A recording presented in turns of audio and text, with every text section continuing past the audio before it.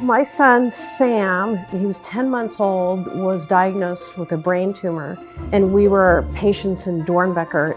We kind of all started out of coming together when Sam was diagnosed and wanting to make Doernbecher a better place for our children. We decided we should call Michael and see if he could help us suggest of a new creative project. And what they needed was a little refresher on their family fundraiser. I'm not an event person, so I'm racking my brain, and I was lamenting that over dinner. As the story goes, he went home and talked to Connor. I just remember being a shoe collector and thinking that it would be just the coolest thing if Nike could do one-of-one shoes. He threw out this idea of freestyle, kids designing shoes. This is going to be cool. We got something here, but I didn't think we had 20 years of it.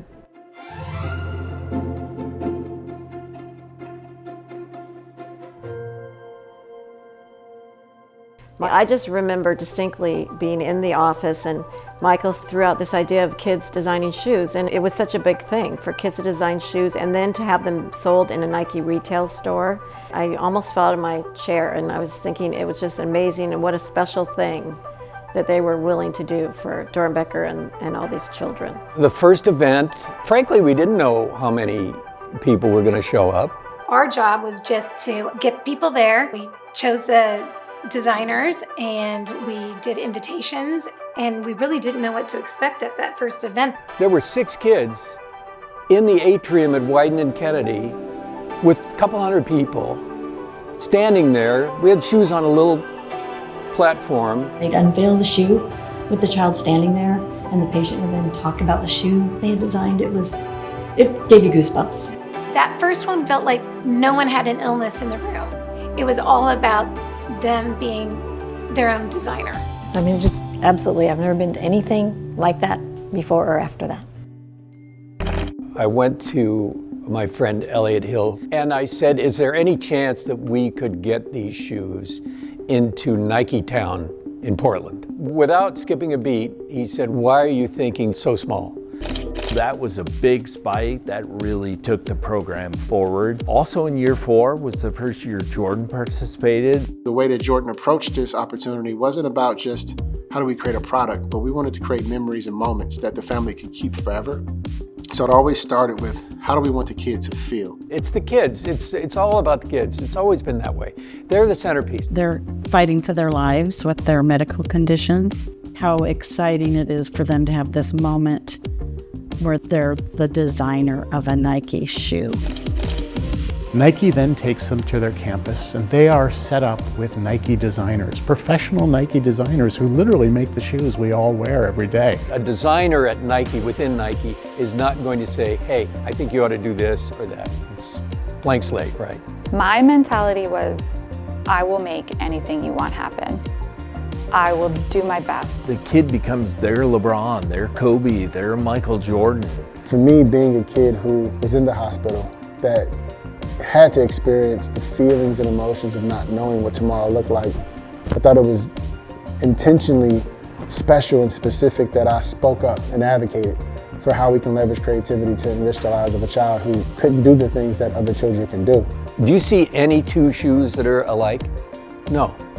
Because it's the story of each one of the kids. So we start off with a bunch of crayons on paper, markers on paper.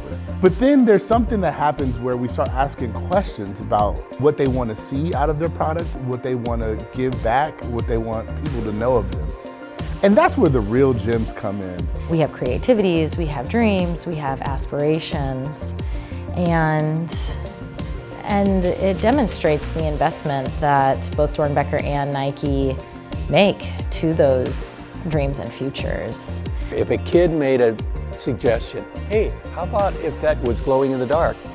They would go, well, let's see if we can make that happen. In the first year, had a glow-in-the-dark outsole, And as far as anybody can tell, either at Nike or in the sneakerhead community, that was the first ever glow-in-the-dark outsole that Nike had done on a shoe. Every single design comes from the mind and the imagination of these children.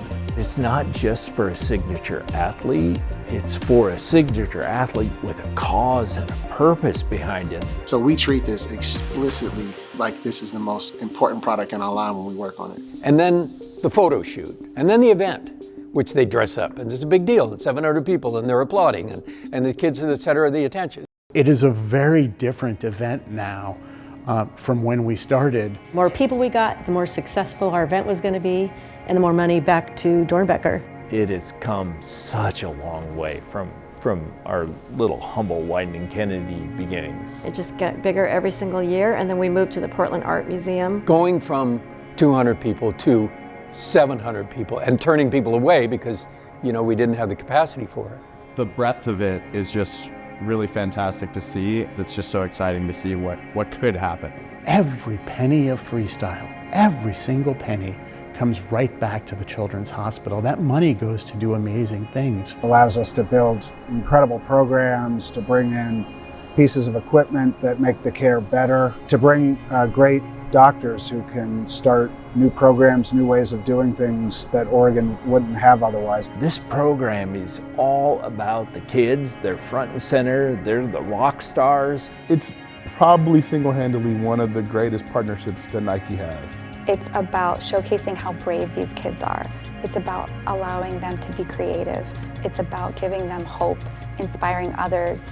The shoes all have something about their life or their experience that happened to them right there on the shoe. And they're super proud of the work they do on the shoes, of the presentations they give. I think it makes them feel terrific to give back. So it's a great experience for everyone. It was a life-changing event. It completely altered the course of my life, and I know I would not be the person, the physician I am today without that experience. I am forever grateful and impressed by what goes on up there on the hill. It's really about making the kids well. This is the key. That's a big deal. When we see these kids come up, it is so easy to forget that this young woman is 8, right? This young man is 12. What we see on stage is courage and imagination and brilliance. Every year, like clockwork. To me, best night of the year, bar none.